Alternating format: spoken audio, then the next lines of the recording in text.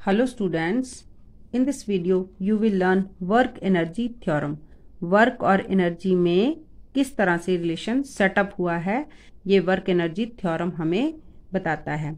तो वर्क सबसे पहले क्या है, work is equal to F into S. इसको अगर हम डिफाइन करें, suppose we have an object, it is lying on a surface, suppose the mass of object is A, we apply some force on this object and object displaced through certain distance, और distance एक particular direction में travel हुई है तो ये एक displacement है। तो वर्क हमारा एफ इंटू एस है। वर्क को हम एफ डॉट एस लेते हैं क्योंकि दो वेक्टर क्वांटिटीज है, फोर्स और डिस्प्लेसमेंट, दोनों की डायरेक्शन और मैग्नीट्यूड पता है, बट वर्क जो है वो एक स्केलर क्वांटिटी है क्योंकि dot product of two vector quantity is a scalar quantity. तो डॉट प्रोडक्ट में जब भी इनका हटाते हैं हम डॉट तो smallest angle between the two vector quantity cos of theta होता है। यहाँ पर फोर्स और डिस्प्लेसमेंट सेम डायरेक्शन में है तो थीटा 0 है। तो वर्क को हम सिंपली मैथमेटिकली अगर हमें इसे रिप्रेजेंट करना है तो W is equal to F S. अगर वर्क, फोर्स और डिस्प्लेसमेंट दोनों सेम डायरेक्शन में है तो ये पॉजिटिव वर्क होता है।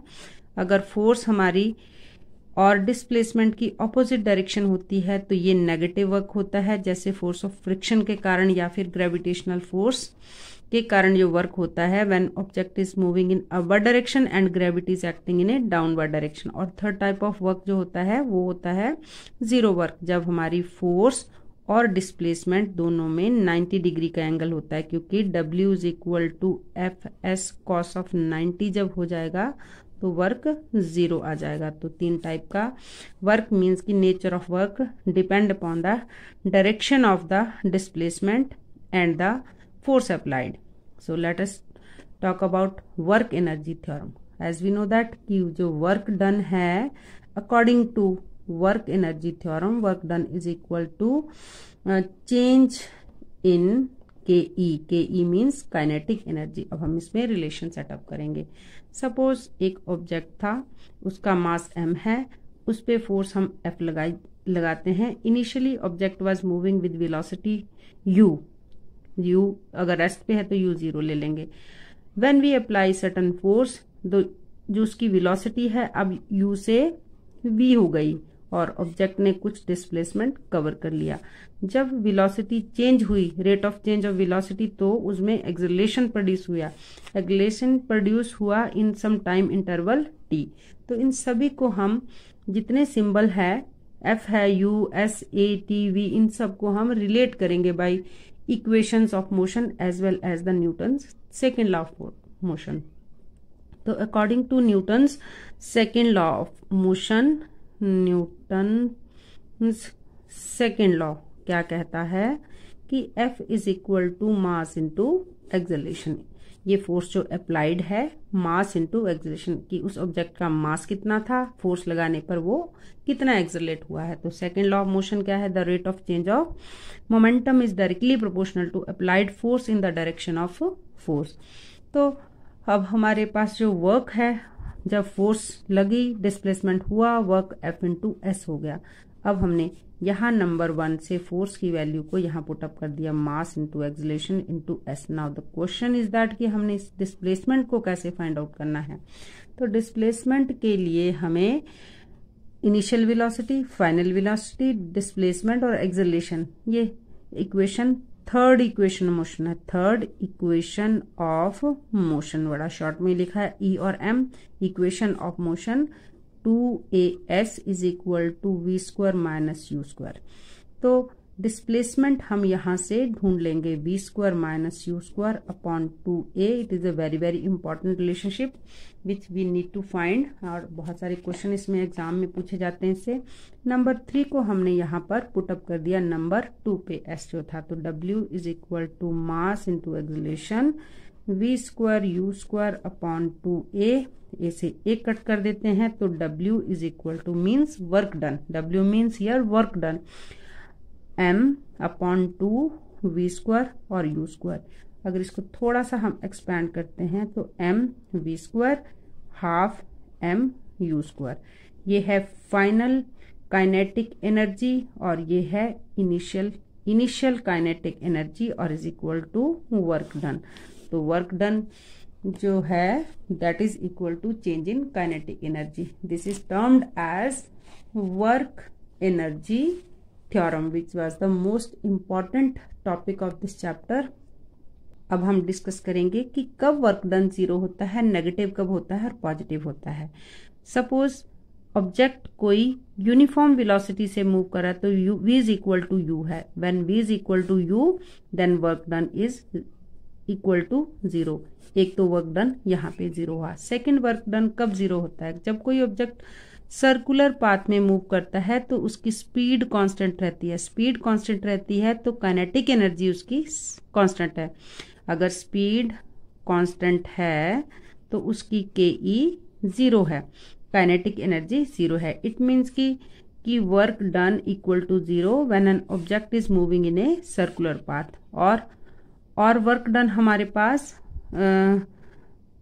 सेकेंड टर्म में जब वर्क डन हमारा नेगेटिव कब होता है कि जब फाइनल वेलोसिटी हमारी कम हो जाती है, इनिशियली ज्यादा होती है। जब when u is greater then v तब हमारा वर्क डन नेगेटिव आएगा। वो कैसे आएगा, सपोज किसी ऑब्जेक्ट को हम अर्थ से अवे फेंकते हैं, दूर फेंकते हैं, तो जैसे जैसे हम उसको ऑब्जेक्ट अर्थ से परे दूर जाता है वैसे वैसे उसकी वेलोसिटी लगातार डिक्रीज होती है। एक फाइनल पॉइंट पर उसकी वेलोसिटी 0 हो जाती है क्योंकि object is moving under the effect of gravity all the time acting toward the surface of earth. At that time work done is equal to u बड़ा है v छोटा है, तो मीन्स की work done is equal to यहाँ पर negative के equal आएगा।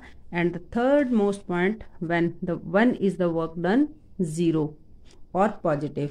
वर्क डन पॉजिटिव कब होता है, W is equal to positive value तब आती है सपोज हम किसी ऑब्जेक्ट को किसी टावर से अर्थ की तरफ को फेंकते हैं तो इनिशियली वो ऑब्जेक्ट रेस्ट पे है। जब वो नीचे की तरफ आता है तो हमें नॉर्मली हमें पता है कि जैसे जैसे ऑब्जेक्ट अर्थ की तरफ को एडवांस करता है तो उसकी वेलोसिटी लगातार बढ़ती है। मींस कि उसकी काइनेटिक एनर्जी अर्थ के सरफेस पर आकर मैक्सिमम काइनेटिक एनर्जी हो जाती है। मींस की velocity final velocity this time v is greater than u, तो वर्क डन हमारा पॉजिटिव आएगा।